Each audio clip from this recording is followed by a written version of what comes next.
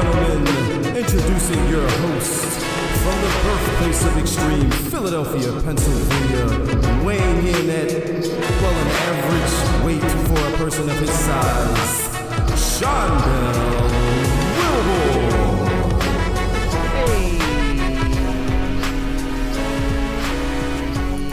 Hey, ladies and gentlemen, welcome back to another episode of the Bury the Booking Podcast, Wrestling Podcast.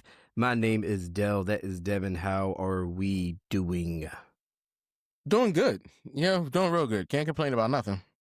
No, can't complain. We before we got on, we were talking a little bit about the Saturday night's main event is what we're going to be getting into here, and of course, we always the greatest professional wrestling podcast segment in the history of professional wrestling podcasts, AEW in a Nutshell. We will be getting to as well. So as we record on our classic Sunday, we did have a little bit of an event, a little bit of a Saturday night's main event that took place last night. All title matches. This wasn't bad. It wasn't bad. It was not a bad show. Was not a bad show at all. It was a solid show. I think I can't say all.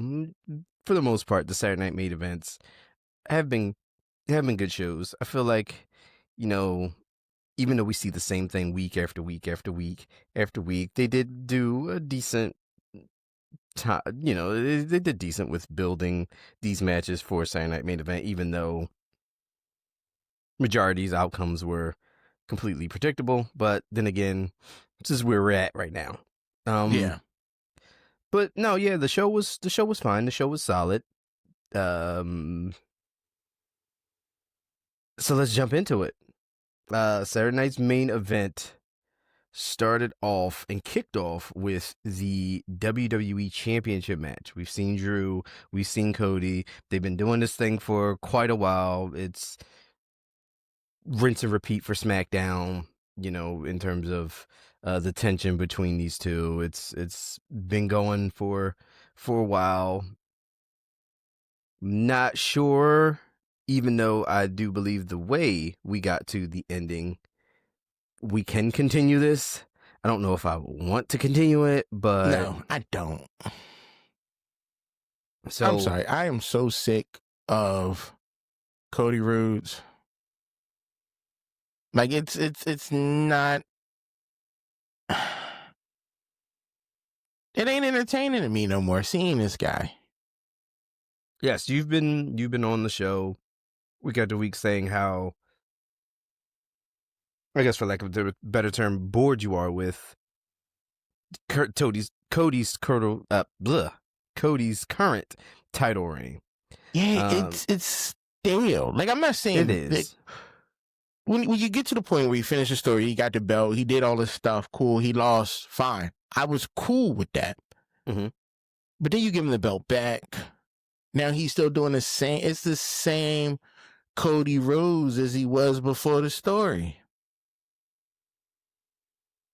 He hasn't evolved in any way or form since he won the title, lost the title, won the title back. True. Like when they say, when Drew said he a company man, he is a company man. Well, this match did have, had some back and forth. Again, it's Drew. Drew is awesome. Cody, it was a Cody Rhodes match. He's not reinventing the wheel. He's not doing anything crazy. He's when you see Cody Rhodes, you kind of know what you're getting. Not saying it's bad. It isn't at all. But it was a Cody Rhodes match, and Cody Rhodes and Drew McIntyre. It definitely made you feel like they were trying to set the tone for the night with this matchup, bookend by two world championship matches. The WWE title here and the main event where we crowned the new world heavyweight champion. We'll talk about that. But you were talking about Cody being stale. We had a lot of near falls. I did not believe for a second, though, even with the Claymores, even anything, that Drew McIntyre was winning this match. So that just, that took me out of it. I knew there was no way that Cody was losing this title. Not at this point. And this would have shook WWE up if Cody would have dropped the belt. It would have. And I think that would have been a much, much better story moving forward. If you'd had Cody drop the belt here, you'd have had Drew, but I'm not saying Drew needs to be champion. He doesn't. Like, don't get that wrong at all. Right. I think Drew should be champion long enough for somebody else to take the belt off of him. Yeah. Like, I'm up for another Drew McIntyre title reign, but, 'Cause to me, that's funny to see Drew get a title, then lose a title. And having him rant and be angry and pissed off, that's a more entertaining Drew for me than, what we've been getting. Yeah. So... But yeah, so Drew was trying everything that he could to, secure the win and secure the WWE Championship here. We talked about the back and forth. We had the world title introduced into the match as a foreign object. This came into play with the end of the matchup.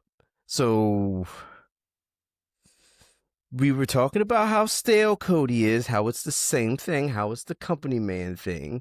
Now, we did get it can teeter on the controversial ending. Maybe, yes or no, possibly. But the world title did come into play in the decision of this match. Of course, we had a ref bump. Ref was incapacitated for quite a long time here. But again, with the title,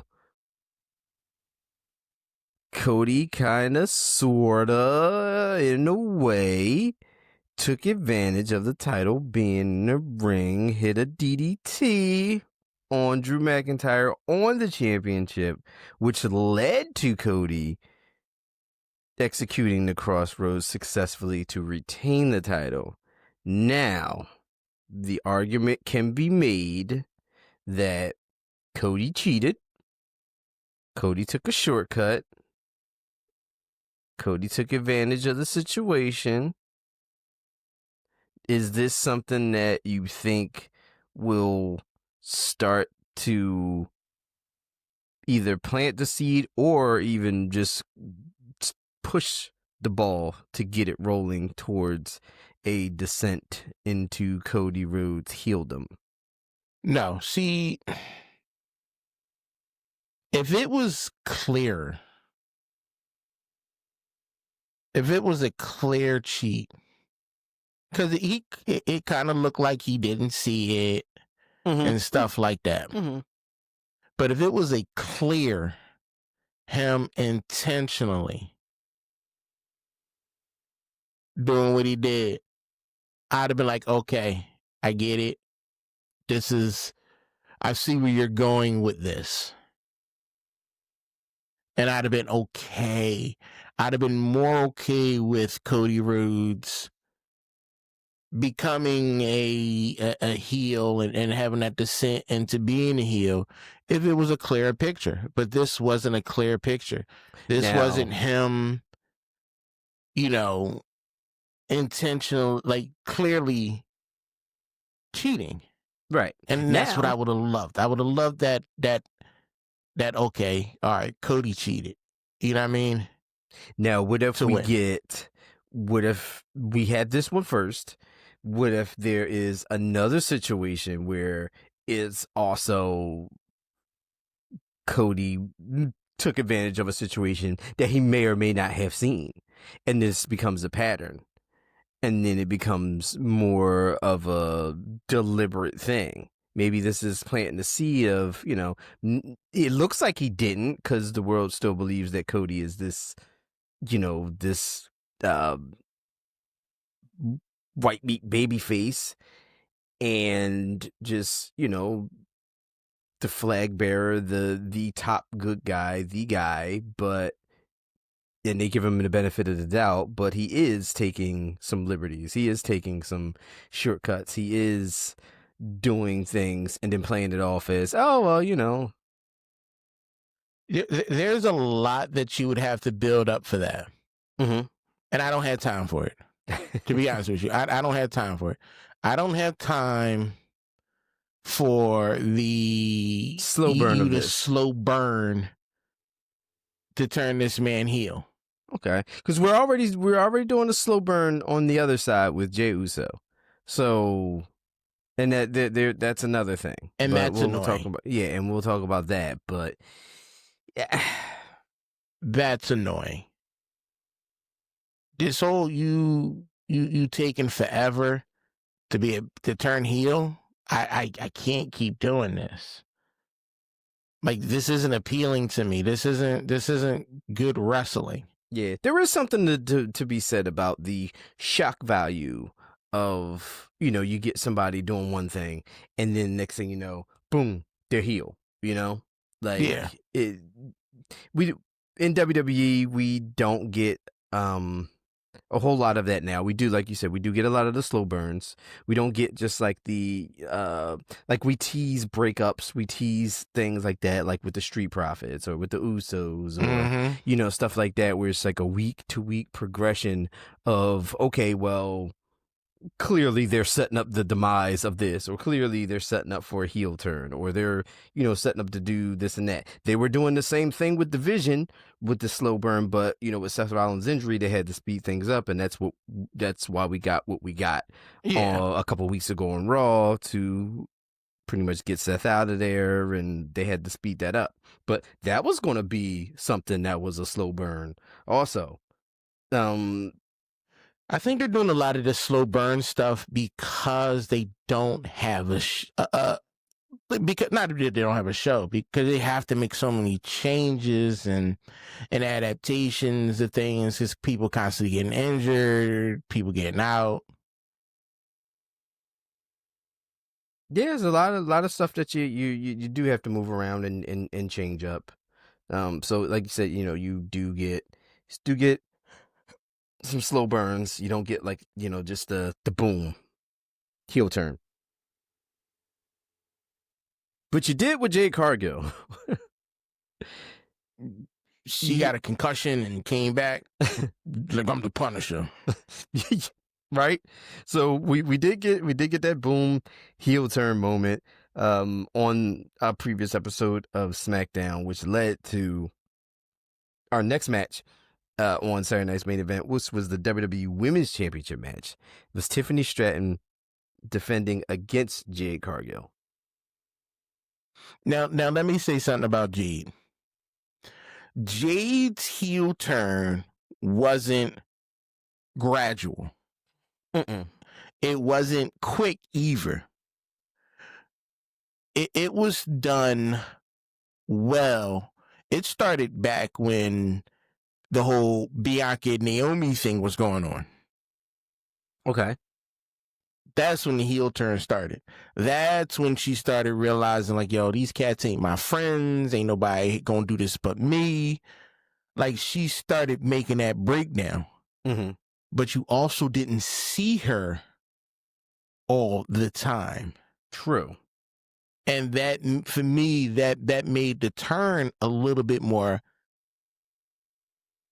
easy to digest, because you saw Bianca trying to hold her back. You saw Naomi turn on her. You saw her losing matches. You saw the beef between her and Nia. And you're like, oh, eventually she gonna break. Eventually she gonna get sick of all this and step out of character. And then after the head injury, she stepped out of character. She's like, yo, F all y'all. Yeah, this, For me, that's a much better heel turn than you spoon feeding it to me. Yeah, no, and the way you broke that down was actually great, because it definitely showed the stages for that heel turn and how things, went, and how stuff morphed from, I have this collective group of friends, to now there's this clear issue. One of them attacked me. One of them, and then we went through the rivalry between her and Naomi. We still had the tension between her and Bianca and everything like that. Then she does go out on her own, just single star. Things didn't necessarily go the way she wanted to on several occasions. Mm-hmm. And, now it's like, you know what? I'm not going to do this for the people. I'm not going to do this for anybody else but me. And this is the turn it took. So how do we feel about the actual match? We know Tiffany Stratton and Jade Cargill have had matches. These matches have not been the best matches, in our opinions. How do we feel about the Saturday Night's main event version of Tiffany Stratton versus Jade Cargill? No, it still wasn't a great match. By any means. It still wasn't a super great match that you would expect. Was it better? For Jade. Right, because Tiffany? Yeah, no. I think it was better for Jade because she worked a little different. She was able to work more aggressive in the heel persona, so she attacked the leg. She did, stuff that doesn't... It was something different. So there was a different, a different tone that she approached the match in. She's still doing those bicycle kicks. Because I don't need the bicycle kicks, but... Jade is a bruiser, but she tried to wrestle technical. That's not where it should be. Yeah, and that's what I think. I think that's was Jade's problem. She's trying to get out there and show athleticism, like, oh, I can do this, I can bend this way, I can do this. But Jade, you are a bruiser. You are a Rhea Ripley type wrestler. Yeah, like, listen, you look like you can do all of those things. Yes. But I don't need you to do all those things. Right. Yeah. Yeah, just look like you can. You look like you can. Because when she first came out, she was coming out like a powerhouse. You know what I mean?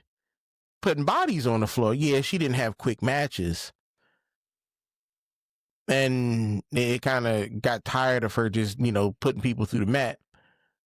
But you're not a technical wrestler like that. We don't need you to be that type of technical wrestler. No, not at all. Not at all.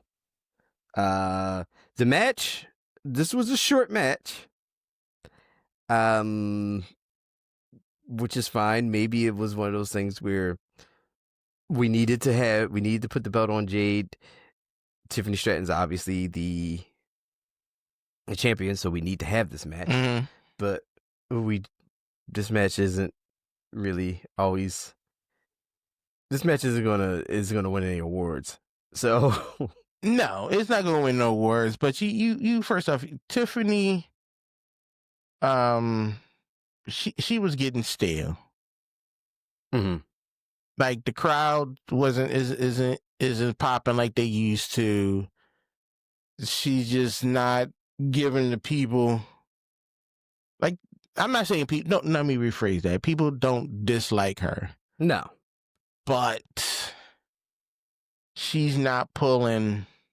Yeah, it's not to the degree it once was. Yeah, she's not pulling what we think she should be pulling. Right. And that's understandable. Like, you can only do but so much. Yeah, I mean, you've done what you needed to do. Yeah, she fought for a little bit in this match, and I do mean a little bit. Very little. She knew. She was just like, I'm gonna just take this beating. Pretty much, she was the wounded animal. We went back to when Jade did turn heel and she stomped on her knee. So that was part of the story here of Tiffany not being 100%. She really shouldn't have been out there, but she's a fighting champion. She wanted to defend it. She wanted to, try to get her receipt on Jade, but was to no avail. Jade Cargill beats Tiffany Stratton to become the new WWE Women's Champion. How do you feel about Jade Cargill winning her first major championship in WWE? I'm cool with it. I'm cool. You got to stop. We got to stop playing around with her. The only way she gonna get good if she get good, and hopefully by giving her this title, she's like, hey, well, I'm going to work harder as a champion. Give us a little bit more than what you've been giving us. I'm hoping this just lights a fire under her that she's more willing to perform. And maybe this helps too. Maybe the heel turn does help. Like I said, there's certain move sets and certain ways that heels move and the way heels, wrestle matches as opposed to being the babyface. You're not trying to impress anybody. You're going out there to, be a bruiser. You're going out there to hurt that opponent, take whatever advantages you can to retain your championship. So maybe that changes a little bit of the in-ring style for Jey as well. That will make it a little easier to stomach, a little easier to watch, Yeah, she's to come out there, and I don't need a bunch of near falls and stupid things like that. Like, if you want her to be a champion, be a champion. Yeah, I don't need a Matt Classic or anything like that. Exactly, no. We're not going to get it. So let's not lean into any of that. That's fine. Let's get a decent show going where, a decent championship run where we can actually sit back and enjoy her as a wrestler, as a performer. Like, first off, I don't need all the gimmicks either. I get it. You it's Halloween. You come out costumes. I'm gonna need you to be a little bit more serious. They weren't bad costumes, but I get it. Yeah, but I'm gonna need you to be more serious. I do. As a champion, I want her to be a champion. I want her to come out there and be like, you know what? I'm top dog. You want this? You gonna have to work for it.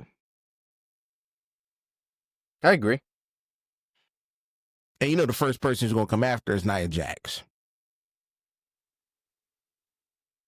I'm not mad at that either. Yeah, Nia Jax is gonna be the first one that's come after him.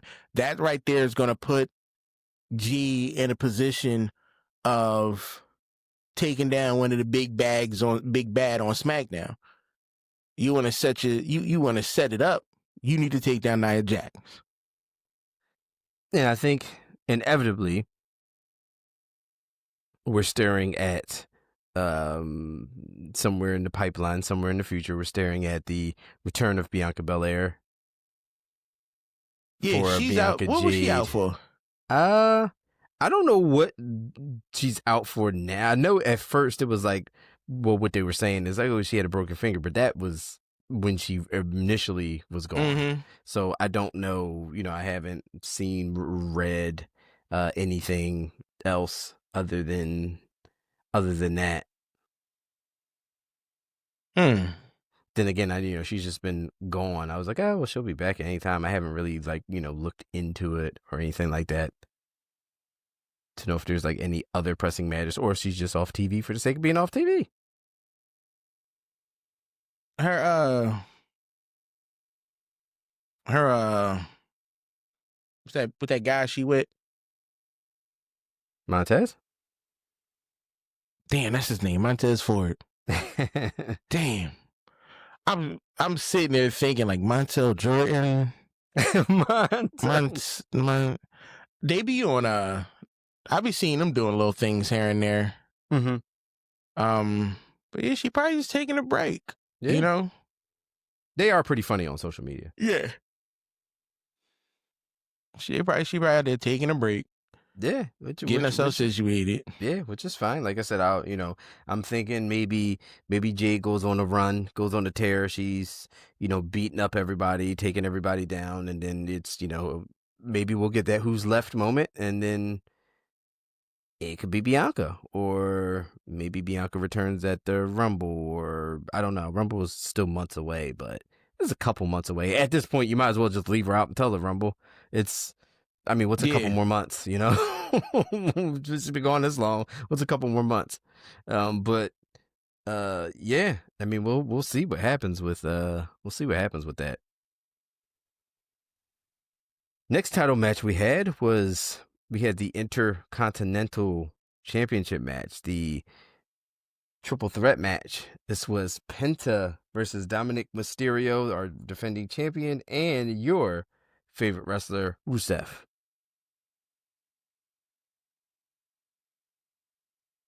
How was this match for you? It was okay. It was okay. I'm not gonna badmouth anybody in this match. Should it have gone the way it did? Yes. Yeah, the right person won. Yeah, I 100% believe this is the way it should have gone. Fine. Am I happy with it? No. You're still waiting for that big Penta win. When am I going to get the Penta win? I don't know. When? I don't know if we're ever getting a Penta win now. Well, when are we doing? I don't know. Like, y'all treating this man like a stepchild. Yes. You got Penta, who, everybody's behind. Everybody wants to win. Dominik Mysterio, everyone loves Dominik Mysterio now. That's why he should have won. And nobody cares about Rusev. Nobody. That's crazy. That's tough. Like, nobody cares. Nobody wanted him to even be in this match. Nobody cares about Rusev except for that one kid he scared in the audience. But he's just there. No, he's just a guy. He is. Rusev is a person who we don't really need right now. Right. Like, we don't need a Rusev guy. No, we don't. Right now.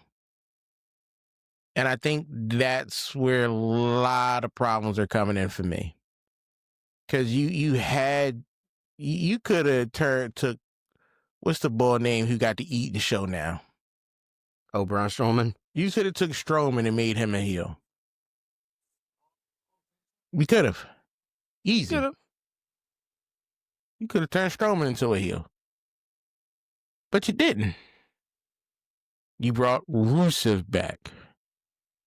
The Bulgarian Zangief. Trash. So, we had the whole spot where Dominik goes to his old trusty well, the whole Eddie Guerrero tricks using the steel chair, and then find it out from the ref that it don't matter because it's a triple threat match.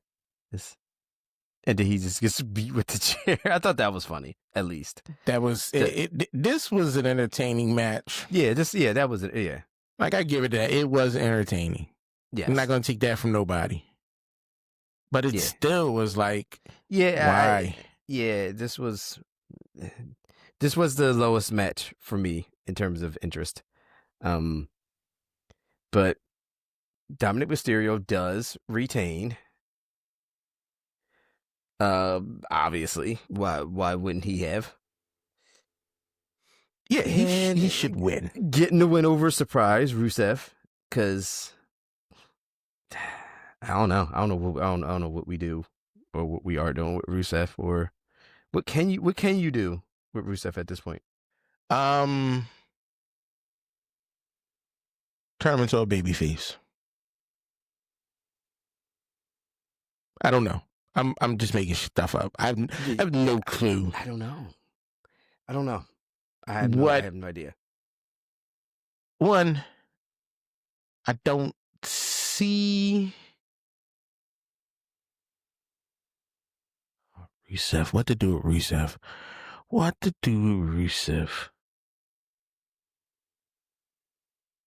Maybe we can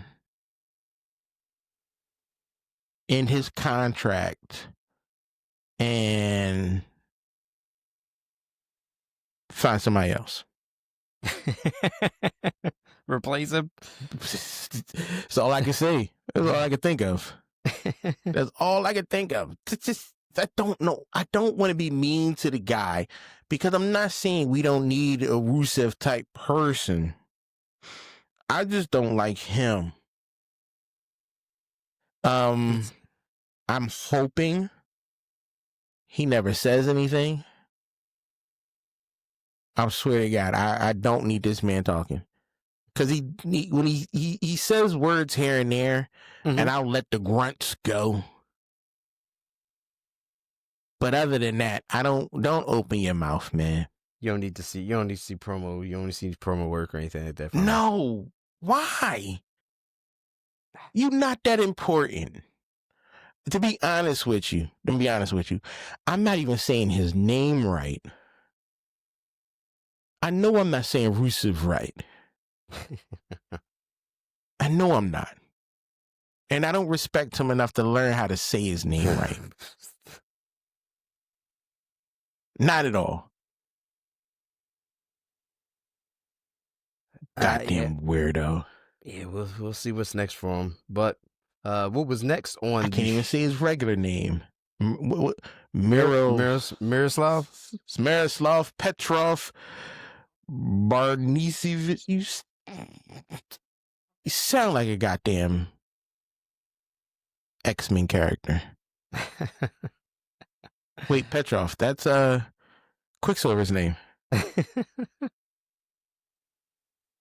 Whatever. Let me stop talking trash. This man big shit.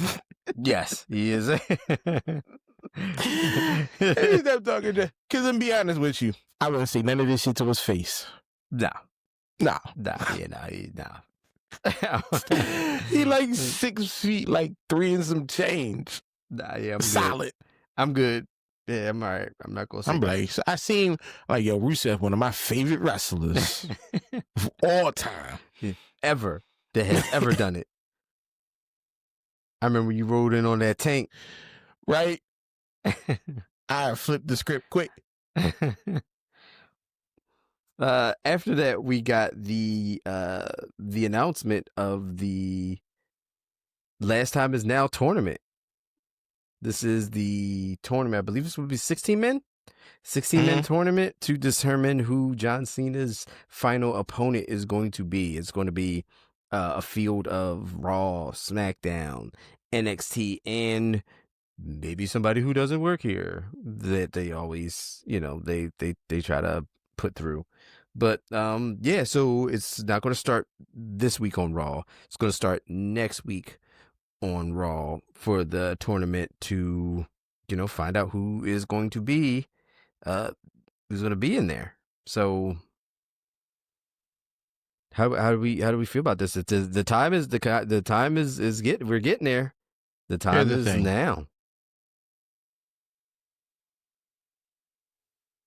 If it isn't our truth, everything is lost. If it isn't our truth, you don't want it. If it's not our truth, come on. If it's not Ron Cena versus John Cena for Cena's last match. Exactly. There is nobody in wrestling, past, present, or future, that deserves this more than Ron. Nobody. They are doing a disservice to every John Cena fan, every R-Truth fan, if that's not the last match. He might be in the tournament at least. Huh? He might at least be in the tournament. He needs to win the tournament. He needs to win. This final match needs to be between Ron and Cena. Nobody else. It is not worth watching if they're not wrestling against each other. It's not. Rod Cena versus John Cena. Mm-hmm. The boyhood dream of Ron the Truth Killings wrestling his childhood hero in his final match. This is what we need, people. Cause like, what else are we doing? Who else are we having? I don't know. I seen something about Sheamus being in the, no brackets are announced, but Sheamus is one of the 16. I think Dominik Mysterio is one of the 16. Who cares? Solo. Yeah. No, there's nobody. I can't think. Who do you think should be his final match against? That's a good question. I don't know. Right. A lot of people are saying, it could be somebody that, beats him and he catapults their career, but who out there would, I don't know. I don't care about these weirdos. I don't care about these weirdos. Yeah, I don't know who it could be. I don't even remotely know who it could be. But, we'll see the brackets and stuff in the weeks to come. And I like the fact that they're at least making this a big deal. It's not like it should be. It really should be as it should be. And it's they had part of the interview. I guess that's going to continue on. We'll get bits and pieces of it, I'm sure, in the weeks to come about it being the last time and him not wanting to go back on that word of saying, oh, he's going to wrestle another match or something like that. So, if this is it. Wait.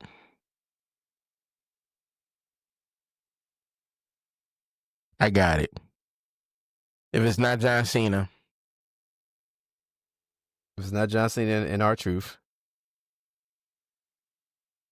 It's Edge. I don't think it's gonna be a thing. Why not? They had a huge rival back in the day. They did, but this would mean that AEW and AEW. You can't work together for two. Edge ain't wrestling on AEW. When last time you saw? I've been doing In a Nutshell for a while. When the last time you heard the word Edge or Copeland? Yeah. It's been weeks, but I don't see it. I don't think it's happening. You tell me you can't have this man come back for one show? I don't think it's that would mean they would have to be doing some type of business together, and I don't ever see it happening. Not in this capacity. I do not.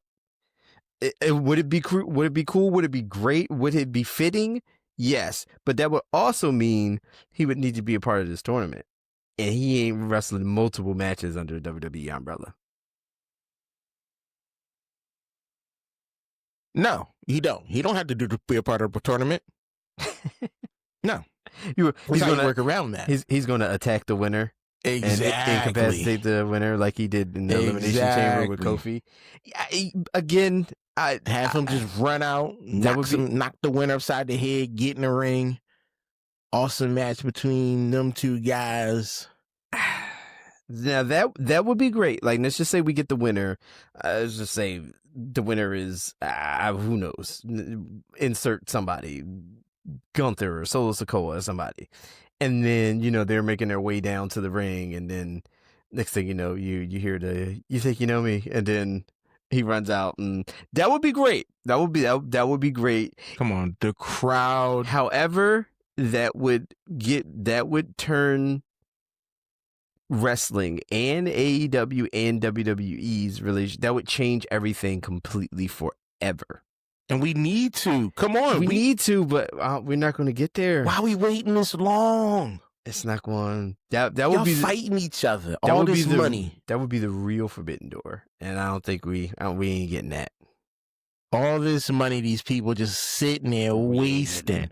I know. I know. It would be great. But I'd have been made connections with AEW, TNA, all of them. yeah. No, we all separate companies, but we all bringing in all this money. Yeah.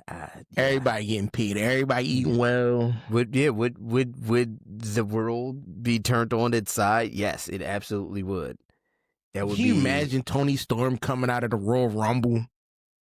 That would be nuts. But we ain't get it. You got an AEW event.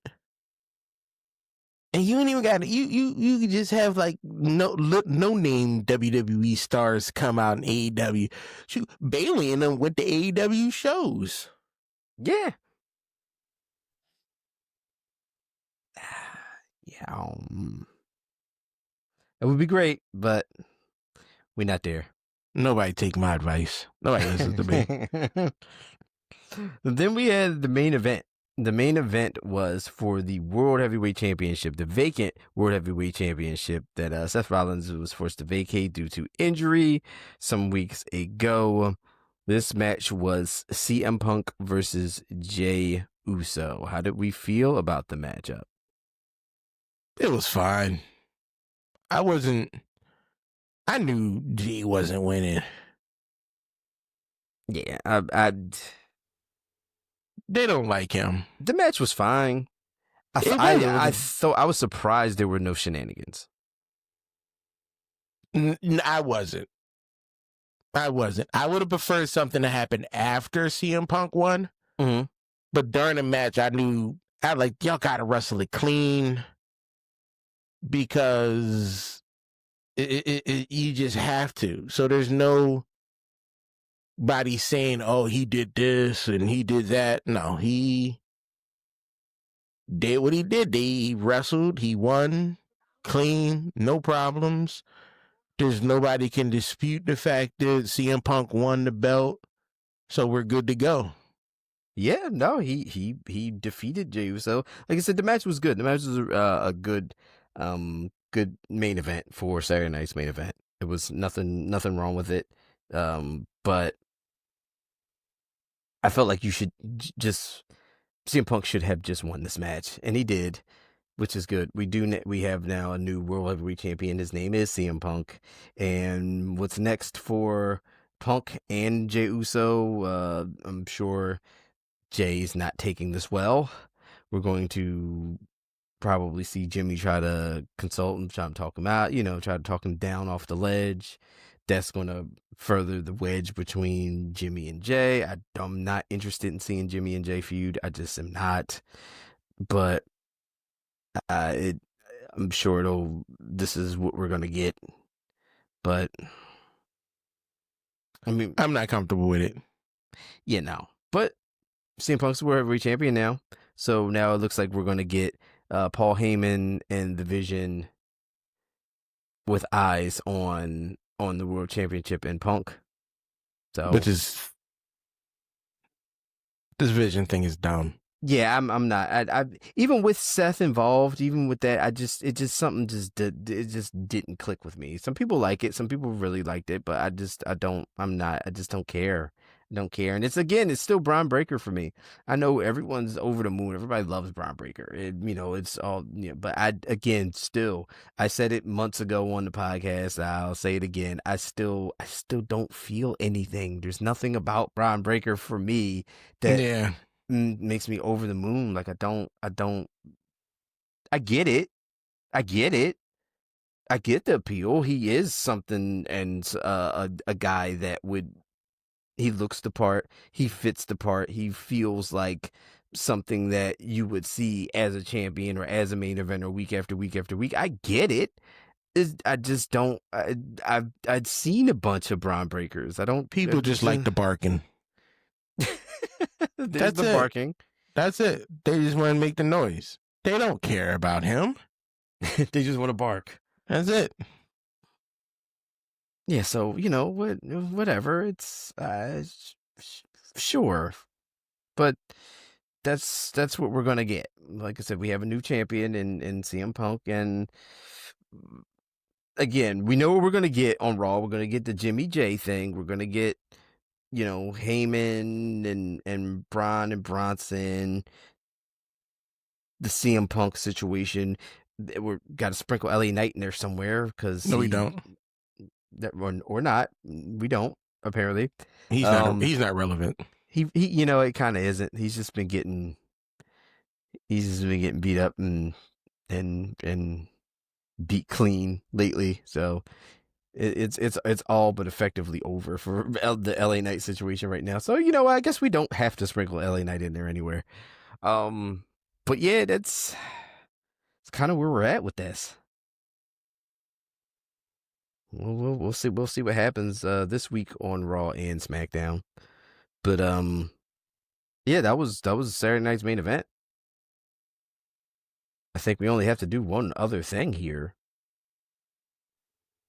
And that other thing is the thing.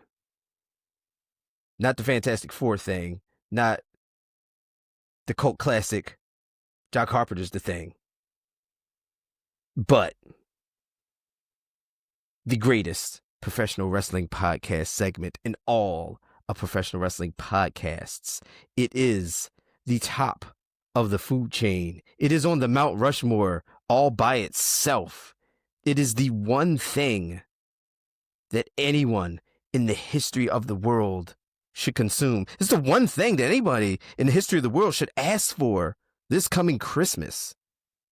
It is, without a doubt, the quintessential and essential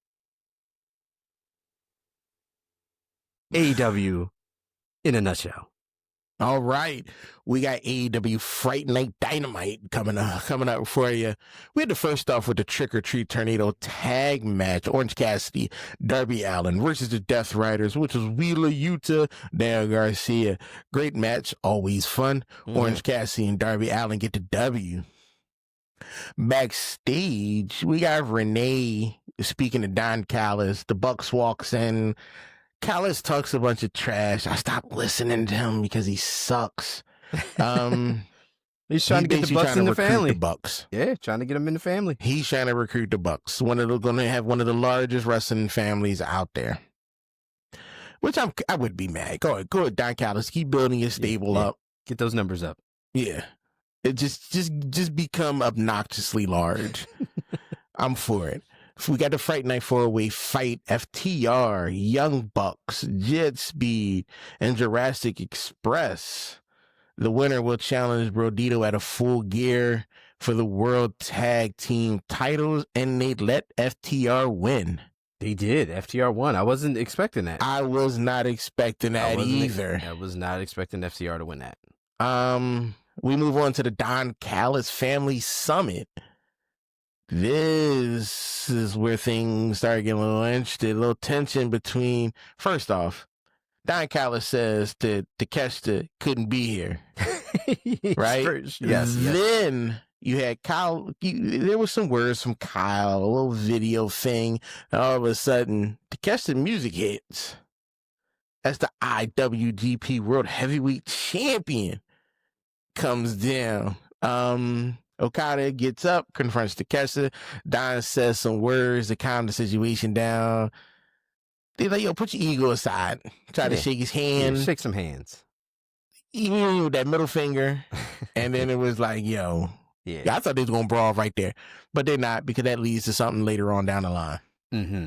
John Moxley versus Kyle O'Reilly. Double count out. Why? I don't know. Yeah.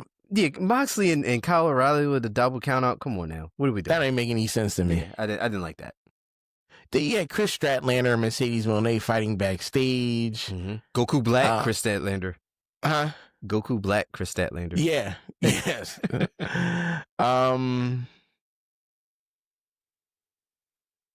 They just kept knuckling. I don't know what else to say. They was having a good time. I don't know why Willow came out.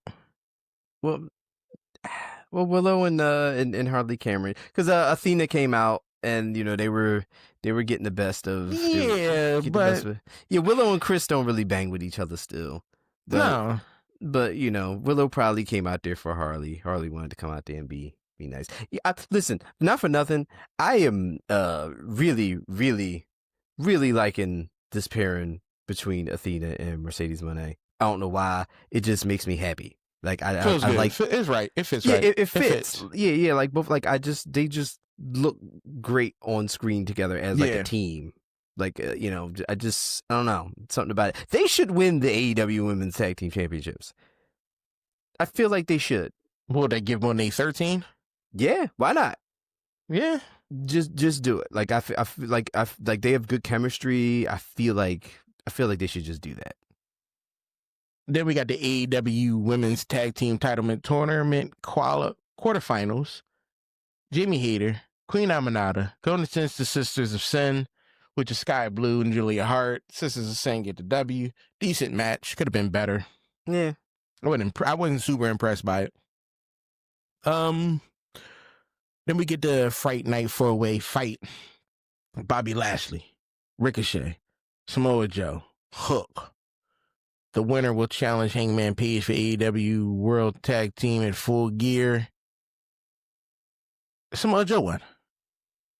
We knew Samoa Joe was winning.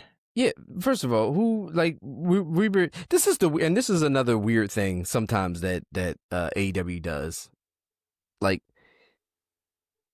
they'll lean into a storyline super heavy, and we know that this is where you got a pay-per-view coming up, and we know this is what match this is going to be. But then you have a qualifying match just to have the person that we already know was going to be wrestling that person. Yeah, I didn't understand this. I'm like, it's fine. Just say Samoa Joe gets the next title. Like, and then you had Hangman in costume attacking Ops.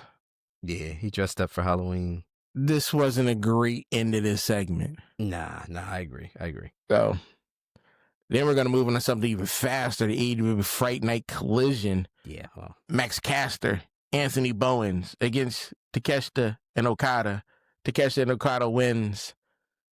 But there's a lot of drama between these guys. Yes. Yeah. They about to snap. This is brewing. This is brewing and bubbling over. It's boiling. Yeah. It's boiling. You had the CMLL World Women's Championship match. Mercedes Moné against Olympia. Mercedes Moné wins. Yep. Shocker. That wasn't easy.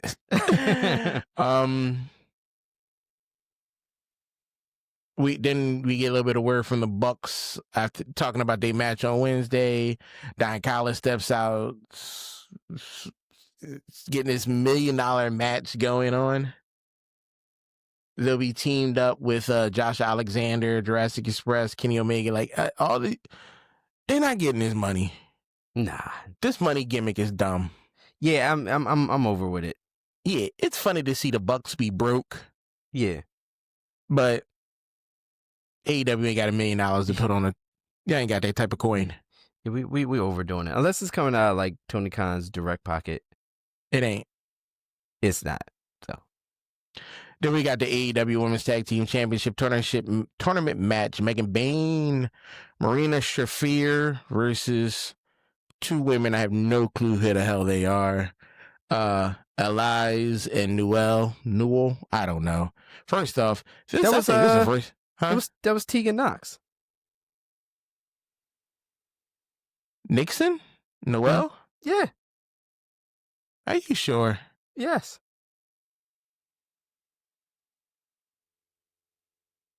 What? What? What? I ain't seen her forever. That's why I recognize her. Oh, shoot. Yo. So who's the other lady? I don't think you're familiar with her too much. Tegan Knox is back. I know you know her. I was like, no, that's... Yeah, I didn't recognize. Wait. Lucha I've seen this lady before, but I've seen her in the full. Okay. With the red hair. So you have? Yeah, I've seen her before. I didn't put two and two together. Okay. That's how I saw like her face up close. All right.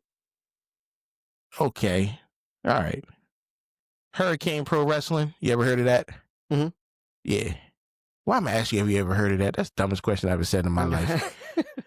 Megan Bain and Maria Shafir get a W. I'd never seen Marina wrestle. Never. I mean, it's a lot better than the NXT days. But it's been 3 years. I've never seen her wrestle. I mean, what type of job is that? You just follow Moxley around? A good job. Right. We had Mark Briscoe, Commander, Roderick Strong, versus the FIs, the Beast Mortis, Sammy Guevara, and Darlistico. Dralistico. I'm never going to get that right. One day. One day. Roddy Strong, Mark, and Commander get the W. MXMTV casting call. Ace, Juice, and Austin going against Johnny TV and the MXM Connections. These guys is just over the top. They are. It's wild. It's over wild. The top. But they're super entertaining. I like this a lot. But Austin, Juice Robinson, and Ace get the W. This is our last match. The Ring of Honor World Championship match. Bandito goes against Mascara Dorada. How do you pronounce that? Close enough. Who? Are they real wrestlers? They are real wrestlers. He was at the Forbidden Door. He was? He changed his outfit up. He was in the triple. He was in the triple threat. He was in the triple threat. Yeah. He looked like a Power Ranger. Oh, don't matter anyway. He lost. Yeah, he wasn't. He lost to Bandito. He wasn't go beat no Bandito. No, not on Collision for the Ring of Honor World Title. That was just something because they didn't have nothing. Yeah, they to do on Collision. Something fun. They was like, you know what? This match gonna have some things in it. So that's it. Yeah, that's it. The crazy thing is AEW doing better than WWE. Yes, I'm more interested in things that are going on right now, week to week in AEW than I am going on week to week in WWE right now. It's a thing. It's a thing. But that's going to go ahead and do it for us for the Buried Booking Podcast. I want to thank you for joining. Thank you for watching. If you're watching, thank you for listening. Please like, share, follow, subscribe, do all that good stuff. Spread the word, spread the wealth. It is, we're in a good season. We're coming up on War Games. We're coming up on Blood and Guts. If you're an AEW fan, we're getting into Royal Rumble season in the new year and all that stuff like that. So, things are going to pick up in a minute, and then we'll be back on the road to WrestleMania and all that good stuff. So, just thank you for the ride. Keep riding, and we'll see you next time.